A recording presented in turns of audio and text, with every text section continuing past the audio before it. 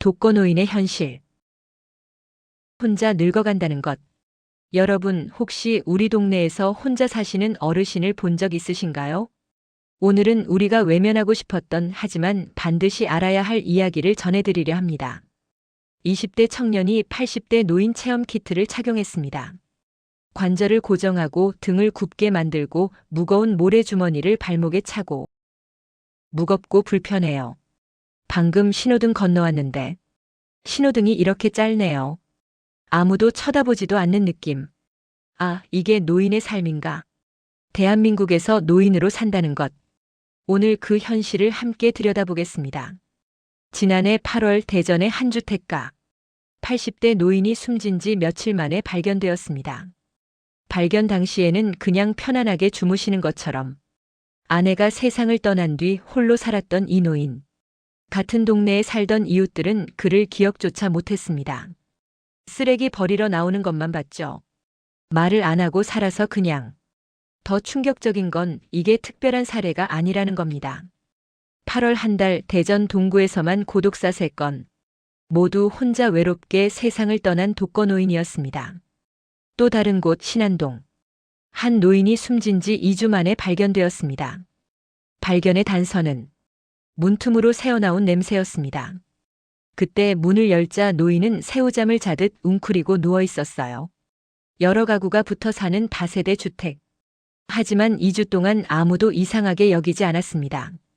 슈퍼 주인의 증언. 기초생활수급비 타는 날이면 라면, 부탄가스, 소주, 담배 사가는 것만 봤죠. 말 한마디 건넨 적 없어요. 노인이 남긴 것은 빈 술병들 뿐. 외로운 죽음을 지킨 것도 그 빈 술병들이었습니다. 같은 건물에 사는 다른 어르신의 말. 나도 혼자 살아요. 여기 아저씨도 혼자, 저 아저씨도 혼자, 옆집 아저씨도 혼자. 다 혼자 살아요. 근데 밤이 무서워요. 숫자로 보는 대한민국의 노인. 2000년 우리나라는 고령화 사회로 진입했습니다. 65세 이상 인구가 전체의 7%를 넘어선 거죠. 10년 후면 초고령 사회. 인구의 20%가 노인인 나라가 됩니다. 독거노인도 급증했습니다. 2000년 54만 명, 2015년 120만 명. 지금은 더 늘었겠죠. 하지만 숫자보다 중요한 건 그들의 삶입니다. 사례 1. 최용선 할아버지의 이야기. 77세 최용선 할아버지. 매일 아침 거울 앞에서 한참을 보냅니다.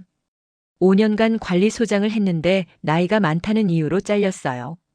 인터넷으로 30여 군데 지원했지만 생년월일만 보고 거절당했죠. 그래서 할아버지가 선택한 건 성형수술이었습니다. 쌍꺼풀 수술을 하고 눈 밑 주름을 없애고 팔자주름까지. 성형을 하면 거울을 볼 때마다 아, 젊어졌다 생각하며 의욕이 생기고 용기가 생겨요. 젊음이 경쟁력인 사회. 늙음은 곧 퇴출이었습니다. 다행히 수술 후 재취업에 성공했습니다. 지금도 매일 아침 출근에 젊은이들 못지않게 일합니다. 80살까지는 일해야 된다고 봐요. 그런 마음으로 살고 있습니다. 사례 2 박정진 씨의 이야기. 63세 박정진 씨는 고등학교 수학교사였습니다. 제자들 사진을 항상 가지고 다니며 자랑합니다. 은퇴하고 2, 3개월 쉬다 보니 쉬는 것도 보통 일이 아니구나 깨달았어요. 용돈도 필요하고 뭔가를 해야 했죠.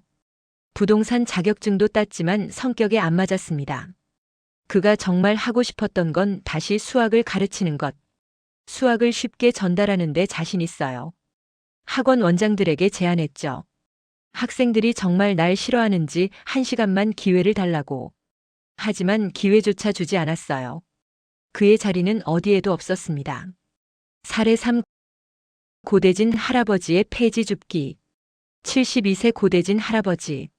한때 자동차 공장에서 일했습니다. 지금은 매일 새벽 4시 반에 일어나 운동하고 유모차를 밀며 폐지를 줍습니다. 보통 허탕칠 때가 많죠. 다들 미리 가져가니까. 비슷한 처지의 노인들이 많아 경쟁이 치열합니다. 새벽부터 오후 4시까지 주운 폐지 20kg, 플라스틱 11kg. 하루벌이 8,500원. 한 달 꼬박 일하면 24만 원 정도 들어와요. 기초노령연금 합치면 40만 원. 아내와 사별하고 혼자 산 지 4년. 아들 빚을 갚느라 모아둔 노후 자금도 국민연금도 다 날렸습니다. 팔자 쓰는 건 할 수 없어요. 안 되는 거예요. 사진 속 행복했던 순간들. 미국 여행은 아내가 폐암으로 세상 떠나기 직전이었습니다. 살해사 이장원 할아버지의 고독. 82세 이장원 할아버지. 법원 기능직 공무원으로 일하다 은퇴한 지 20년.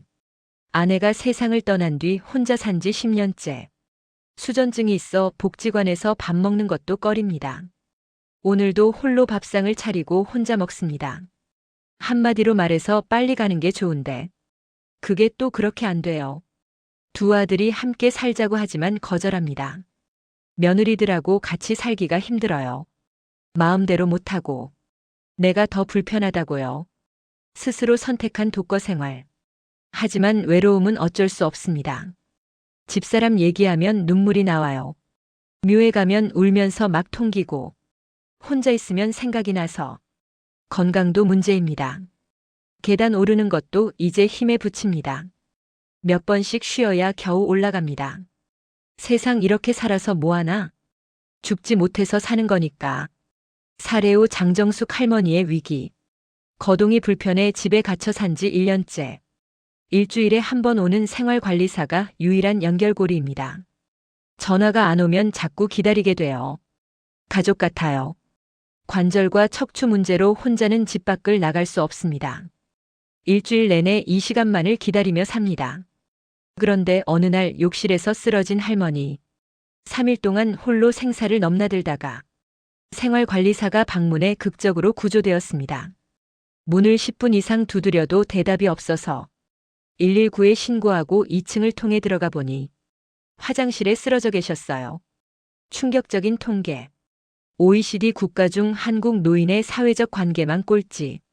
곤경에 처했을 때 기댈 곳이 없는 정도가 최악입니다. 청년 세대는 관계 수준이 높지만 중고령층은 사회적 관계 단절이 심각합니다. 그 결과 대한민국 노인 자살률 세계 1위. 서울시 자살예방센터 상담원이 외롭다고 호소하시는 분들이 정말 많아요. 나한테 말 걸어주는 사람이 TV밖에 없어요. 세상도 싫고 그냥 죽고 싶어요.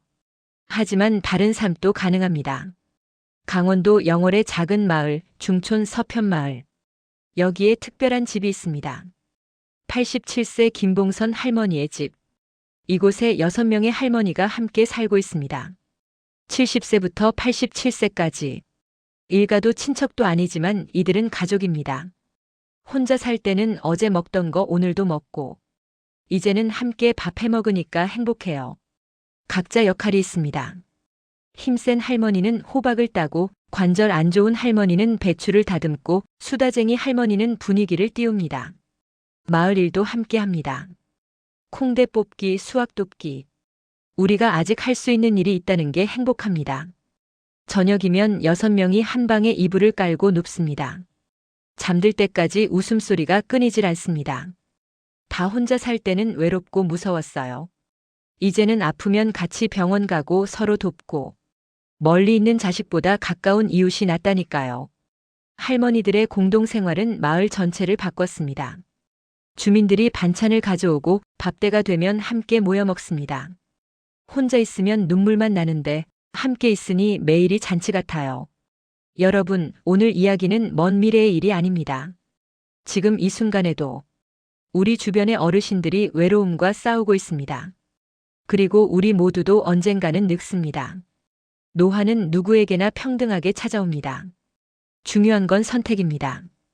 고독하게 늙어갈 것인가, 함께 늙어갈 것인가. 외면당하는 노인이 될 것인가, 존중받는 노인이 될 것인가. 이것은 단순히 노인 문제가 아니라 우리 모두의 미래입니다. 오늘부터 시작해보면 어떨까요? 옆집 어르신께 인사 한 번 더 건네고 부모님께 전화 한 통 더 드리고 주변의 독거 어르신들에게 관심을 가져보는 것. 작은 관심이 누군가의 생명을 구할 수 있습니다. 작은 인사가 누군가의 하루를 밝힐 수 있습니다. 중촌 서편마을 할머니들이 우리에게 보여줬습니다. 함께라면 행복한 노년도 가능하다는 것을. 이 영상이 도움이 되셨다면 좋아요, 버튼 꾹 눌러주시고 구독과 알림 설정으로 더 많은 사회 이야기를 함께 나눠요. 댓글로 여러분의 생각도 들려주세요. 우리 함께 더 따뜻한 사회를 만들어갈 수 있습니다. 다음 영상에서 또 만나요. 감사합니다.